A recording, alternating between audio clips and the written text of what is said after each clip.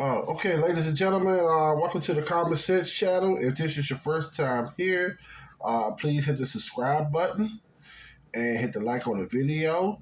And also turn in subscribers, please hit the like button on the video.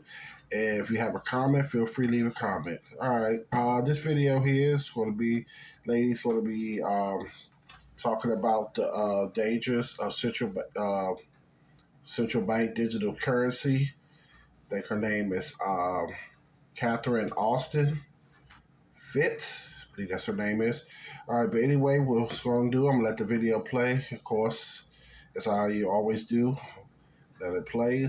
Let's say what she has to say. And of course, I'll come back and give my take, give my commentary on it. All right, let's begin. D stands for central bank digital currency. It is a currency issued directly by the central banks. It can be done on a wholesale basis, which is to essentially allow the commercial banks to issue it on a retail basis and do the management of it on a retail and then relate back to the central bank, which will be a wholesaler. Or it can be done directly by the central bank, doing directly a retail CBDC.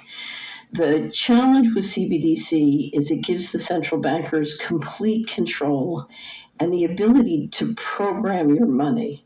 What it does is it gives them the ability to say what you can use your money for, where you can use your money. It's called programmable money. Some people call it smart contracts. I call it very stupid contracts.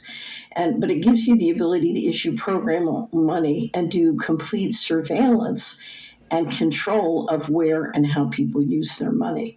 Now, I say that CBDCs are quite dangerous, and they are. However, it's very important to understand that this kind of complete control comes about not through CBDCs, but having an all-digital monetary system. So what we want to stop is an all-digital monetary system because it is possible to do the equivalent of CBDCs on a private basis.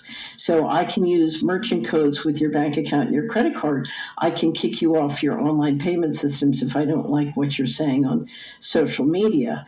There are many different ways if we go to an all-digital financial system. We have digitized throughout our economy, so our homes are full of digitized equipment that can be identified and surveilled. Our cars are more and more electric. They can be stopped remotely.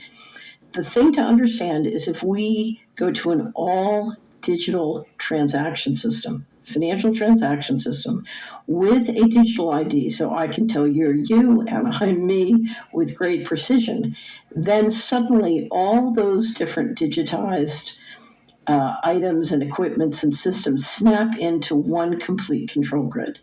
And the key to that snapping into the control grid is the digital ID and the all-digital monetary system. Now, let me tell you what that looks like, because we don't have a financial problem. We have a governance problem. If you do it in a system where a secret governance system that is non-transparent and outside of your control, if that gives them the power to basically turn on and show off your transactions, we're in a coup d'etat world.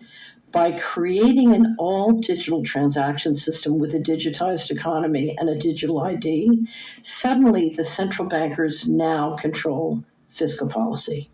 They can determine where you go, when you go. So let's go back to the pandemic. During the pandemic, if the lockdown said you can't go more than a mile from your home and you can only go that on Tuesday and Thursday, in an all-digitized economy with satellite flying overhead, they can literally track you. And if you don't do what they say, they can turn off your money. Now, what this means is you not only have usurping of the people's representatives, but you have a usurping of the state powers. So under the Constitution, the powers not delegated to the federal government are the reserved to the states. But now the central bankers asserting line of fiscal policy, making the rules and enforcing them centrally, can literally control healthcare or other powers reserved to the states, and by the ability to literally control your financial transactions. The way to make that transition is just say total control. If you don't eat cricket flour and synthetic meat made in the lab, we'll turn off your money. Use cash, encourage the local businesses to use cash, encourage your local banks to support cash. You can always use cash and you can use checks. Keep the cash and check systems going. All right, that's it of that. All right, let me begin. Where do I begin? Okay. I agree with everything that she said. She's absolutely correct. And I'm sad to say that we're already heading in that direction in our country here in the United States and probably other parts of the world as well too. Because as you can see in our society today, that a lot of stuff that you used to be able to do with just cash, you can't do. Like for example, like when you go to rent a car from a rent a car place, you have to have a credit card, to use a car, to rent a car. Also, same thing as like if you go like to book a hotel online, you have to, of course, use a credit card. Of course, you like make purchases online, such as from different companies such as eBay, Amazon, or whether you shop at Walmart or Sam's Club or any online store, any online venue. Of course, a lot of those, you know, places, you have to use a credit card. So we're already heading to that digital. And plus, I hear a lot of people, know a lot of people that when they go places to shop, they always take their bank card or credit card with them. A lot of people don't even carry cash anymore. And not to try to get religious or biblical, but the Bible did say that these things were going to happen, and it is a future time coming where it says that, I think it's in Revelation, I don't have the verse in front of me, it says, he said, will cause all people, both rich or small, both free or bond, rich or poor, small or great, you know, to be able to have a cert or a chip in their right hand or forehead. Basically, what they're saying is that we're already, we're not there yet, but we're already there. And I think once society does become digital, and I think it will become digital in the future here, that when they will do away with cash and then everything will be done digital. And there's nothing wrong with doing digital stuff like that, but if you can use cash, you use cash. But the only thing is, with digital, when you use your credit card or debit card, that some people use, where it comes straight out of their bank account, they can see, people, the government, and everybody can see what you purchased. They can see whether you purchased this, that, or the other. And I know for a lot of people, it's like they're not concerned. It ain't like they're buying this, that, and the other.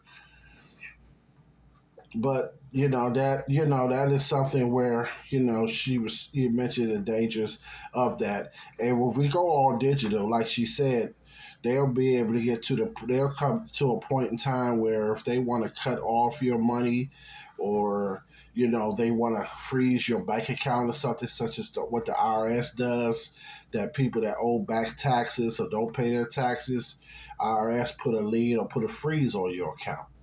And if you go all digital, they could be able to freeze the government if they want to or choose to. They can freeze your account and cause you won't be able to withdraw any money, or you won't be able to buy anything. Everything will be frozen. And as I said, like she said, the way this future is set up to the point that whenever they want to, you know, close your account or freeze your account, they can do it.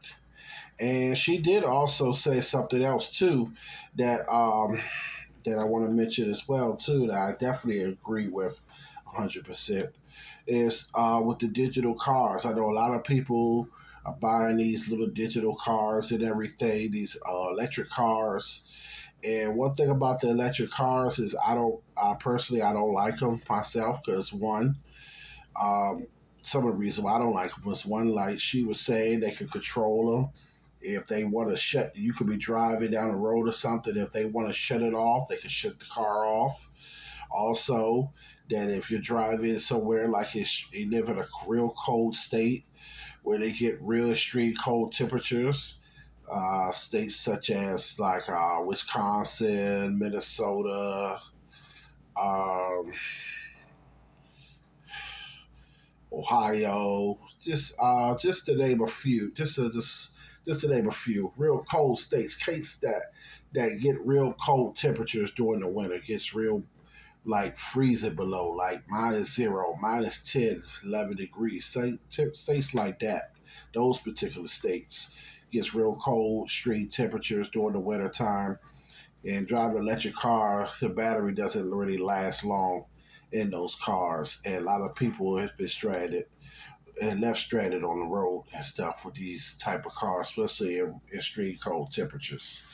And like she said, she's absolutely right that you could, with these cars, if they want to, they could drive these cars, and when they want to, they could shut it off if they want to. In fact, they'll probably have it so that the cars they want to, they could, you don't make a payment on it. They could, instead of them looking for the car like they do a regular car, they could program the car to drive back to the dealership, or even drive it to the police station or something.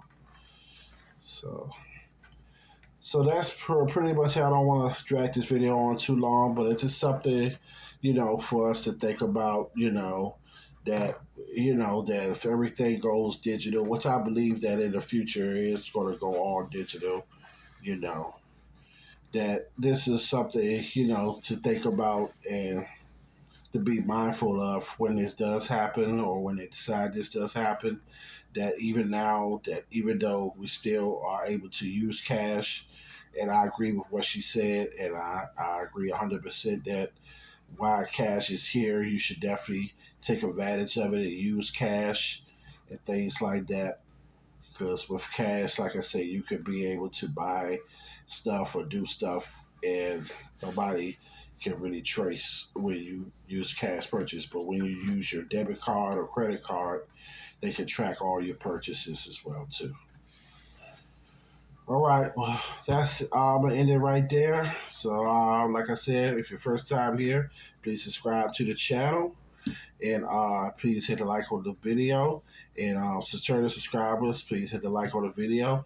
And if you have any comments, feel free to drop the comments in the comment section. I would like to hear what you all think.